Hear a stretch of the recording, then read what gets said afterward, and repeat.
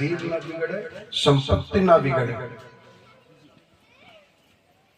वही आपको कार्य करना है। समाज के विपरीत कोई कार्य नहीं करना है, संपत्ति की क्षति हो ऐसा भी कोई कार्य नहीं करना है, और खान पान भी आपका सही होना चाहिए। शरीर स्वस्थ रहे तो स्नान अवश्य करना है।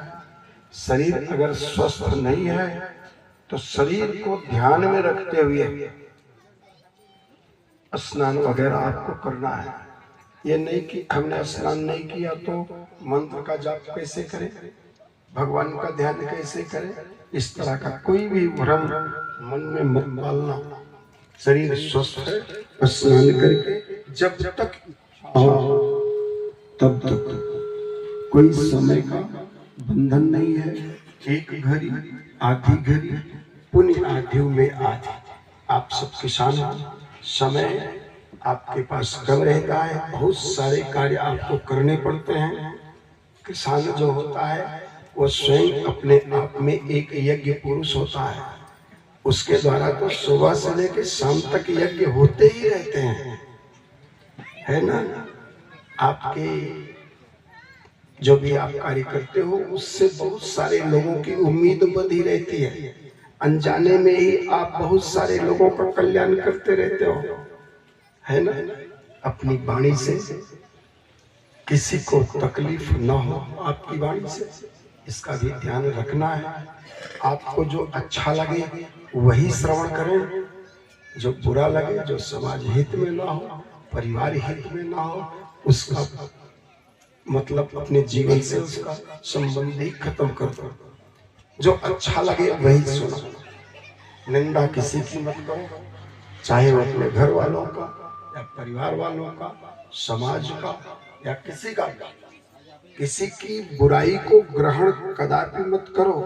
किसी की बुराई को यदि चर्चा में रखोगे तो वो बुराई आपके चर्चा के मार्ग से आपके शरीर में प्रवेश करेगी। हर व्यक्ति में कोई न कोई अच्छाई होती है, उस अच्छाई पर ही अपने ध्यान को केंद्रित करो और उसकी अच्छाई की ही चर्चा करो। उसकी अच्छाई की चर्चा करोगे आप भी अच्छे बन जाओगे, है ना। बुराई करोगे लोगों की तो पूरे गांव में यह होगा कि आदमी किसी तरह का नहीं, वो तो सबकी बुराई करता है, होगा ना। अगर आप सबकी प्रशंसा करोगे लोग कहेंगे बहुत अच्छा स्वभाव है, किसी की निंदा नहीं करता, किसी की बुराई नहीं करता। आप स्वयं प्रशंसित होने लगोगे। यही करना है, जो रुचे उसको आप भोजन करो, लेकिन इस तरह की रुचि मत बनाओ जिससे किसी की आह, किसी की पीड़ा हो। ऐसा भोजन मत करो जहाँ किसी की आह छुपी हो, पीड़ा छुपी हो, है ना।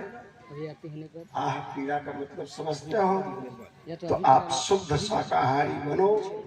शरीर भी शुद्ध होगी, विचार भी शुद्ध होंगे, और शरीर भी स्वस्थ होगी, विचार भी स्वस्थ होंगे, तो प्रकृति भी स्वस्थ होगी।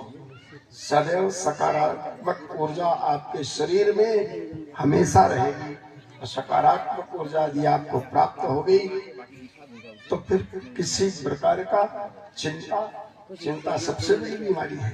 चिंता तभी आती है जब नकारात्मक ऊर्जा शरीर में प्रवेश करती है, तभी चिंता जैसी बीमारी आती है।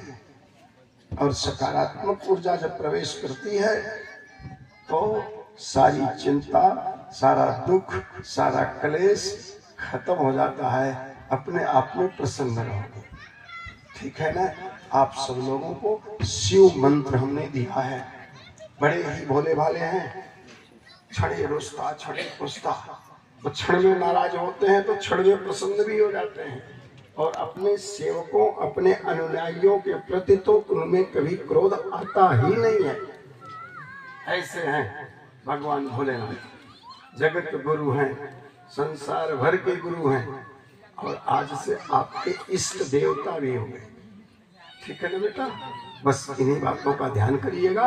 आप सब अपने मन में एक एक पुष्प लेके संकल्प करिए कि हम अपने गुरु भगवान को क्या दे रहे हैं।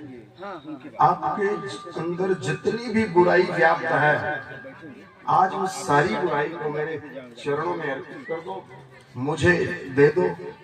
सिर्फ निर्मल मन से भगवान के शरण में प्रवेश करो, है ना। जिससे हम भी वहां नाम लिखवाएं तो भगवान के जो क्लर्क लोग हैं प्रसन्न हो जाएं कि बड़ा ही निर्मल चित्त मन से इनके विद्यार्थी लोग हमारे उसमें आए हैं।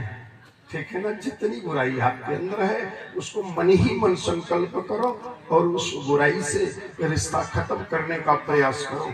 मैं वचन किसी से नहीं लूंगा, आपका प्रयास ही हमारा वचन है। ठीक है ना।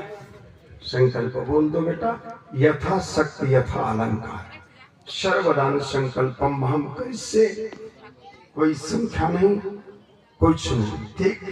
आपके हाथ में पुष्प है, वही हमें अर्पण कर दो। बाकी स्वेच्छा से जो भी इच्छा आप सब बच्चों की होगी उसको मैं सदैव ग्रहण करता रहूंगा। ठीक है ना। जय श्री कृष्ण, जय श्री राधे।